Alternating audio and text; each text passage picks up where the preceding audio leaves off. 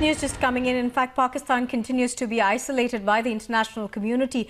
Afghanistan's President Ashraf Ghani has spoken to the Prime Minister condoning these attacks. On the phone line, in fact, joining me live from Delhi right now is Aishwarya Kapoor. Aishwarya, even as the international community is also stepping up its offensive against Pakistan, one country which has been a victim of terror that is emanating from Pakistan is Afghanistan. And we've seen Afghanistan bring it to the fore at the international forums time and again how, Pakistan continues to export terror to Afghanistan as well. Well, that's true, because India wants to isolate Pakistan not only regionally but globally as well, and that's exactly what's being done right after India urging Russia to cancel that joint military exercise in POK, reaching out to US and now Afghanistan President calling the Indian Prime Minister and stating that whatever is happening, he is completely aware about it. The Indian Prime Minister also positively responding to it.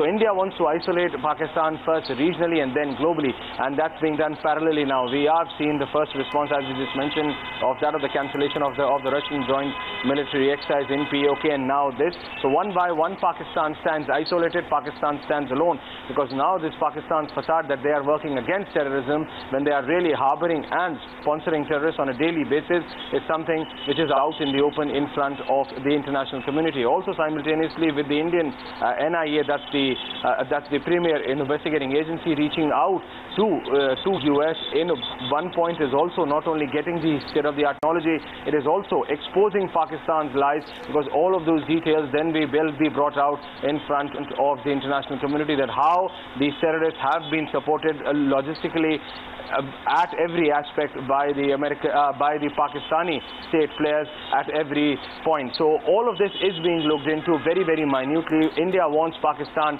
should be alone at regional and then at an international level, and all available measures are being taken diplomatically. Now, not just that, Aishwarya, we've also seen several countries and their heads of state call up the Prime Minister or the Foreign Minister and express solidarity. Also, we had Ban Ki-moon yesterday talking about the fact that the perpetrators must be brought to justice. And it's not just him, everybody else in the international community, whether it's the Foreign Secretary of the United Kingdom, the United States, everyone understands the problem now that India is going through.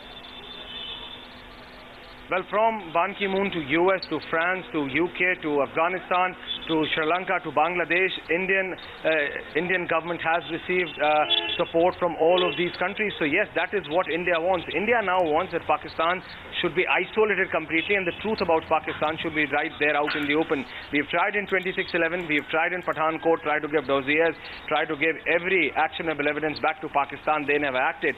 This time around, we are giving them back just to give them substance, but we are also going global. We want to kill the propaganda of Pakistan that on one face, Nawaz Sharif and Sartaj Aziz cannot go out on these important global forums and say that Pakistan is working against terrorism. They are trying to curb terrorism when their intelligence agencies, when their army is providing logistical support to these terrorists who cross over onto the Indian side and cause this kind of massive trouble. The kind of attack on the Indian armed bases, first in Pathankot and now in Uri, has the trademark of the Pakistan intelligence agencies, the earmark, stamped arms and ammunition of Pakistan, the kind of GPS tracker movements which have been received. All of this is undeniable evidence. Pakistan cannot deny this, and that's exactly why we are seeing India trying to isolate Pakistan, and the nod coming in directly from the Prime Minister after that review meeting yesterday that you go ahead, you isolate Pakistan. That's why we are seeing the Indian MOS in the External Affairs Minister MJ Akbar rushing to UNGA, because the minute Nawaz Sharif speaks there, even prior to that, there is a meeting of the External Affairs Minister on the sidelines.